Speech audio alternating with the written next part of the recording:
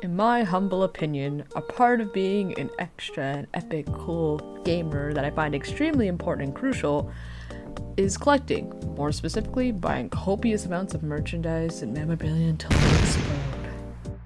But I hear you say, Moby, collecting that stuff is so expensive when you can just buy the games. It's clearly enough. And while I understand it is an overly expensive hobby, absolutely. I mean, look how much old video game merch goes for nowadays. It's a very unfortunate sight.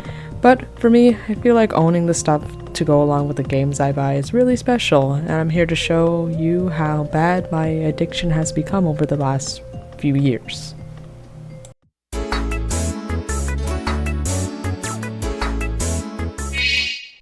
Okay, so when did this problem truly start? You might be asking.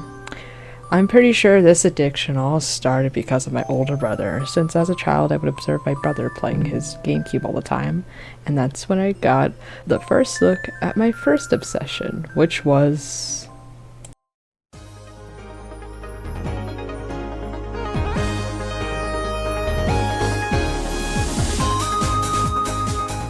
Sonic the motherfucking Hedgehog.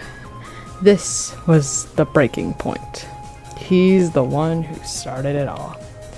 And the thing that started it all was this adorable piece of Sonic merchandise. Released by Jazzwares, this is the 9-inch classic Sonic figure. And at first glance, you can tell this guy was really loved. And the reason for that is he is not originally mine, but my older brother's. And what I recall him telling me was that he brought this guy everywhere with him, so you can probably tell how he got so damaged in the first place. By 8th grade, he didn't want it anymore, so he handed it down to me as a gift. And this goober has been in my custody ever since. And well, that solidified me as being a collector that I am today. This one figure can change a whole person's personality. From then on, I started accumulating more and more items, from Pokemon cards to plushies to books to figurines. I got it all. And it just started growing from there. So I guess now it's time to move on to, well, where my collection is today and just stuff I enjoy now.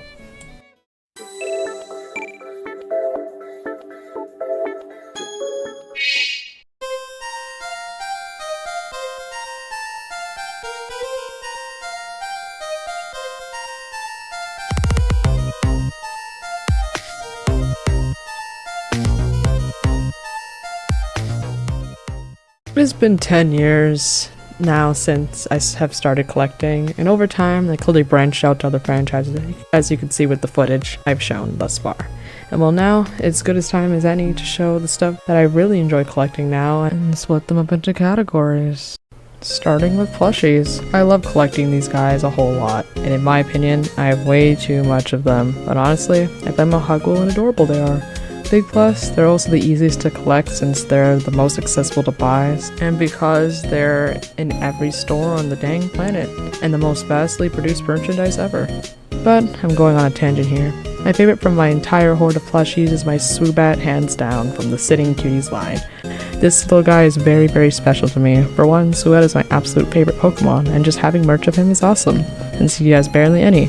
Like, can we talk about how insanely accurate he looks? Like, he looks like he was taken straight out of the games, and he is the perfect size. Like, everything about this plush is just really fucking good.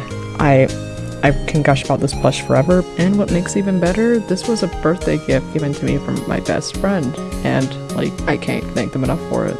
So yeah, this plush has extreme sentimental value to me, and it's an absolute joy to have it in my collection.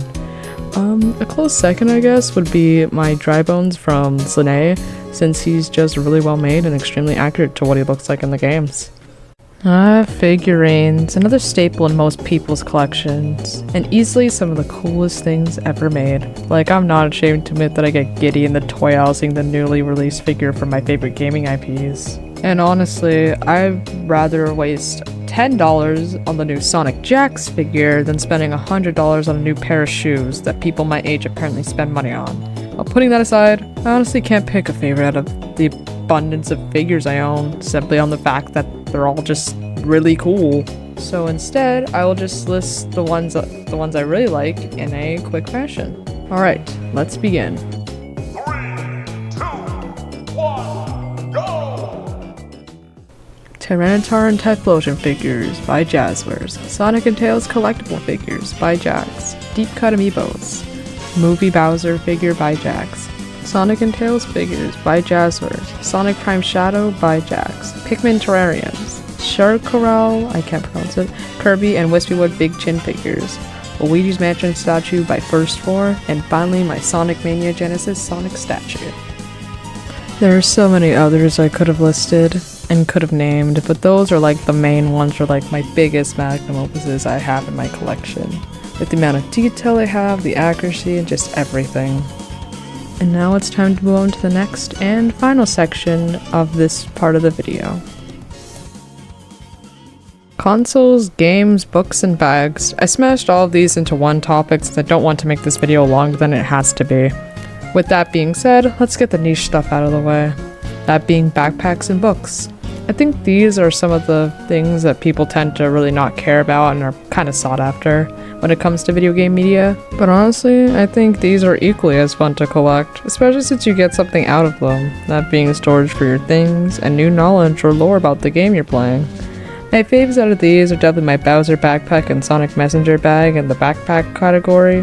And in the book category, however, it's a toss-up between my Splatoon manga volumes, my Pokemon Black and White official guide, and also my signed copy of Scourge Eternal Blackout signed by Ian Flynn himself.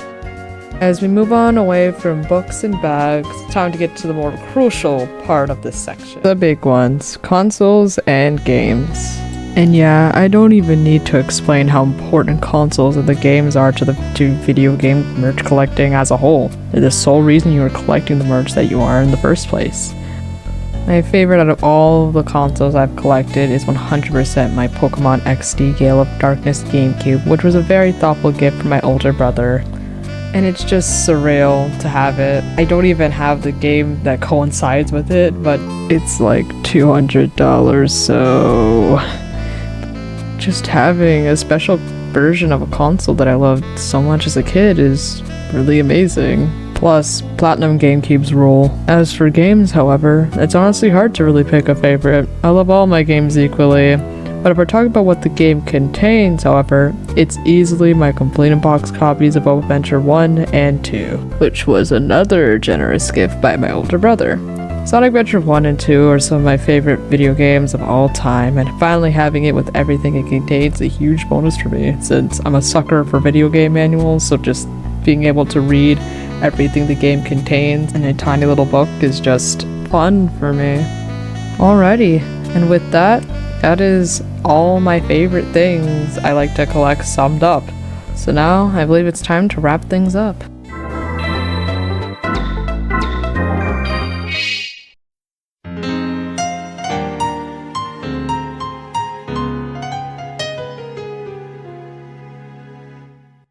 So, what is my conclusion to all of this? Well, being a collector is just a fun and enjoyable thing for me. As much as it is overly expensive and sometimes frustrating with where to find video game merch and the accessibility of it, looking at you, Splatoon, but I wouldn't have it any other way. The challenge can make it even more fulfilling. So my main takeaway from all of this is that being a video game collector is more than just buying the merch for me.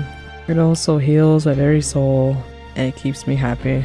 And if you have a problem with me wasting everything on pointless merchandise, you do you. I personally don't care. Now, if you excuse me, I have to go cry about Splatoon 3 Final Fest.